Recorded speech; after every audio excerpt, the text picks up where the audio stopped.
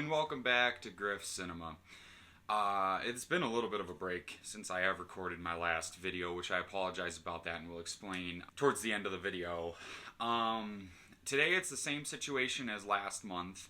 I'm just going to be telling you guys what I watched in August. Just giving like a little brief review and then a brief rundown of the movie. Let's get right into it. Until the End of the World. To begin my month, I watched Wim Wenders' nearly 5-hour-long epic Until the End of the World. So while trying to find a cure for his wife's blindness, Dr. Faber has created a device that allows the user to send images directly to the brain, enabling the blind to see. The creation and operation of such a machine is in stark contrast to a deteriorating global situation where the continued existence of mankind is under threat from a nuclear-powered satellite that is falling toward Earth. This film blends the genres of science fiction and romance very well, and the performances from William Hurt and, forgive me if I say this wrong, Solveig de Martin are absolutely brilliant in this. Also, Wenders' original cut for this film was nearly 8 hours long, so 4 doesn't seem so bad. Plus, it flies by at a stellar pace. You don't even know it's as long as it is, so I absolutely recommend that you give this one a watch. Perfect Days. Another Wenders film. This takes place in Tokyo, where we follow Hirayama, who lives his life as a content toilet cleaner with a strict routine. But throughout this film, he reflects on the true beauty of the world. This film is a beautiful, beautiful slice of life that we all could benefit from watching, especially now more than ever with everything going on in the world. This has long been recommended to me by a great friend, Carter, and I see why he was urging me to watch this. Wenders and Koji Kusho, were a great duo that I never knew I needed. They Live. This film is shockingly more relevant now than ever before. Wrestling legend Roddy Piper stars in the John Carpenter epic alongside Keith David and Meg Foster. A drifter stumbles upon a pair of sunglasses that reveal aliens are disguised as regular people, forcing civilians into submission. It is up to John and Frank to save the world from these extraterrestrials and save us from the shackles that we have been locked into. This was a fun action film and in a way sort of a political drama, not too much on that, but it definitely had some of that. Honestly, if you haven't watched this film or the comically long alleyway fight between Piper and Keith David, you're absolutely missing out on one hell of a great time. So absolutely give They Live a watch. Terrifier 2. I'm a huge fan of Art the Clown. I own Terrifier 1 and 2 on Steelbook, and also I help out with a haunted house every year. I went as Art the Clown for the haunted house, and with the hype of the Halloween Horror Nights house, I figured why not put this Blu-ray in and just watch it, and it's just as vomit-inducing and fun as I remembered it being. I don't think I'm going to go too into detail on this review, just because I do want to make a video about the Terrifier series at some point. That's absolutely in my dream videos. So I think I'm going to stop it here. Of course, if you haven't seen Terrifier 1, 2, or 3, absolutely give them a watch. You know what you get with them, but they're a lot of fun. Wings of Desire. I'm going to keep this light, as it may be a huge sin for me to say this. I didn't care much for this Wim Wenders film, which is sad because I have been longing to watch this. But it's still a good watch, and as always, watch these movies that I talk about and build an opinion for yourself. Don't listen to everything that I gotta say about it. Watch the film. If you end up loving it, you end up loving it. If you end up hating it, you end up hating it. Weapons. So this may come as a bias, as I am a huge Whitest Kids You Know fan. So everything Zach Kreger produces and puts out, I will very likely speak highly of. However, this currently sits at my number 1 spot on my 2025 releases ranked list on Letterboxd. This is a very Prisoners vibe movie, And the basic synopsis that you've all probably heard multiple times: at 2:17 a.m., every child from Mrs. Gandy's class woke up, got out of bed, and went downstairs, opened the front door, walked into the dark, and they never came back. First of all, that's probably one of the most chilling freaking premises I think I've ever came across. I mean, that's just, I mean, right there, it just grips you, and you're like, okay, well, what do we got? This film does a lot of great things, but I'm going to save this review, as I do intend very shortly, like in the next week or two, seeing this in theaters again and doing a longer review on, possibly like doing a double review on Weapons and Barbarian. If I decide to rewatch, I will rewatch Weapons, but if I also decide to watch Barbarian, and then I'll do a double review.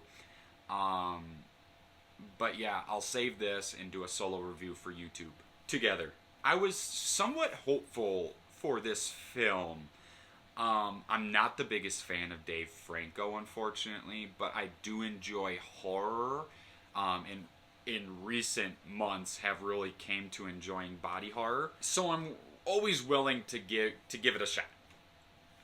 It was an interesting premise. It absolutely intrigued me. But as a feature film, I was uncertain if I cared for it or not. I mean, it's a short runtime, but it felt like it dragged and didn't quite understand what it was going for. It was also very predictable, how events would play out, and maybe that's just me, but I thought it was predictable. And the one part that bugged me is they had marketed the hell out of the Sawzall scene. It was barely played on in the film, only having a hard cut to them sitting in the kitchen apart from each other after cutting themselves free. I'm not saying I was excitedly anticipating graphic mutilation, eating my popcorn with a smile, like, oh, let's see it. But in a body horror film, that is essentially kind of what a person looks for. I don't know. Maybe that's just stage fright. I have been getting really into giallos, and this was somewhat of a lesser known one, or lesser watched one, amongst my fellow Letterboxd friends. Basically, a group of young actors rehearse a new musical about a serial killer, and ironically, just that escapes from a nearby asylum, wreaking havoc on the actors. This was a fun giallo, and the killer looks so sick with that owl mask on. I mean, it's so badass.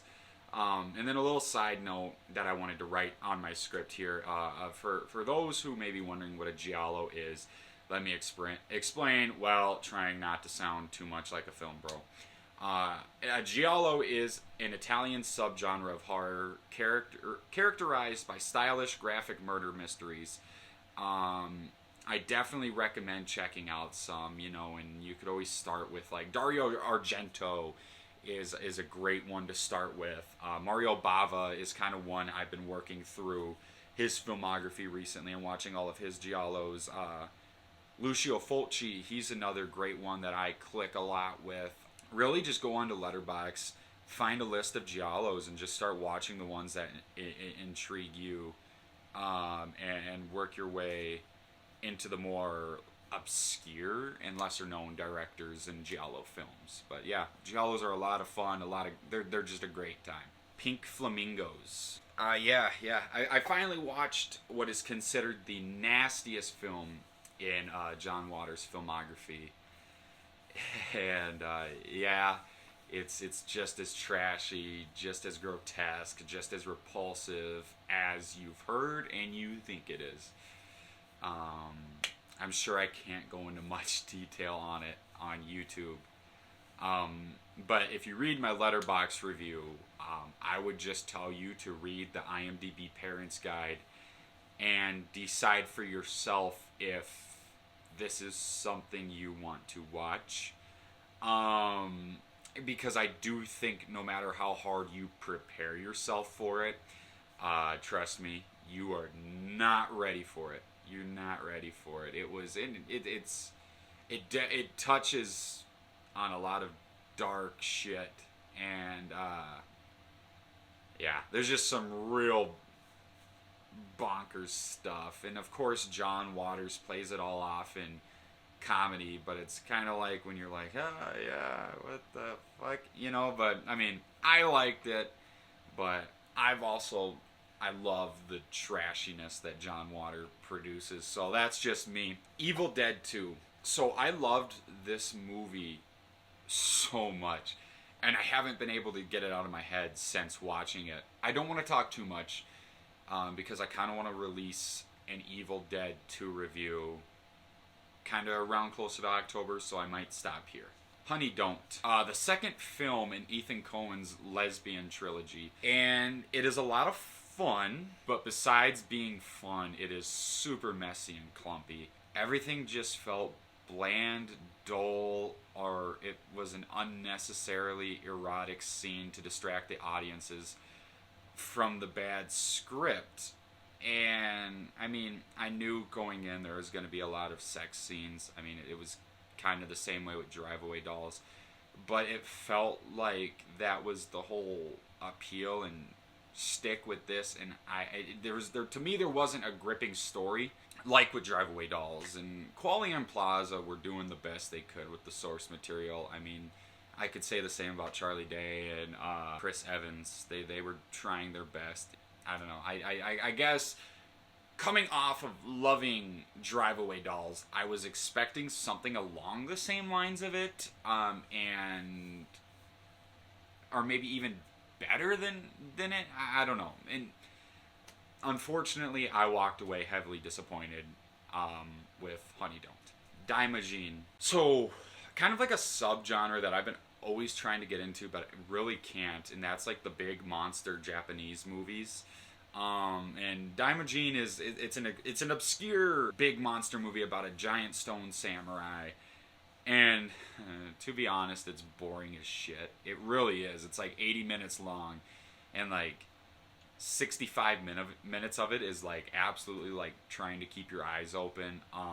But man, the last 15 minutes when Daimajin finally shows up, it's so peak. And there's two more Daimajin movies, and so they're all about 70 to 80 minutes. So I kind of just want to find a day where I can just sit down, watch both of them back to back, and see, you know, maybe I think the other two are a little bit higher rated than the first Daimajin. But yeah, this one walked away not exactly underwhelmed, but kind of wishing I got more. Gremlins 2. So what I want you to do is I want you to take a line of Coke or two and chug 8 Red Bulls. Then I want you to write the movie for a script. And I still don't think you could write anything more balls to the walls than Gremlins 2. I also learned that my friend Parker is a ride or die lover of this film. So shout out to the Parker cut. Interstellar 5555, The Story of the Secret Star System. This movie was so beautiful, was so bright, and the EDM adds so much to the film. Is it, on a technicality, 5 stars like I gave it? No. But man, is this film so much fun. I love it. Just go watch it. It's so good. Sinners. So I finally got around to watching Sinners, but I'm going to wait until the end of the year to post my review, when I do kind of like a 2025 in review kind of video where I do my top 10 favorites and do in-depth reviews with each of them. Because man, do I have a lot of great things to say about this film. I just absolutely loved it. And I hope the Oscars nominate it as heavily as I want it to be nominated, because man, I loved Sinners. Destroy All Neighbors. This was a fun indie splatter horror comedy that I can't even really explain what it's about without kind of ruining the fun. So I'm just going to say, go in blind like I did. Don't read the reviews, don't read a synopsis, just watch Destroy All Neighbors, because man, oh man, is this film bonkers. I mean, it's a lot of fun. It's a lot of fun. I mean, I loved it. It was a great time. But man, is it bonkers. So yeah, that was my everything I watched in August, which isn't 100% true. It's just what I watched from the dates between August 1st to the 28th. As always, the full review will be down in the description on my Letterboxd. I wanted to give a brief explanation to why I haven't been super active. As I mentioned in my last video, and I'll make a separate video on this explaining it a little bit more in depth. I'm currently in the steps of making a movie.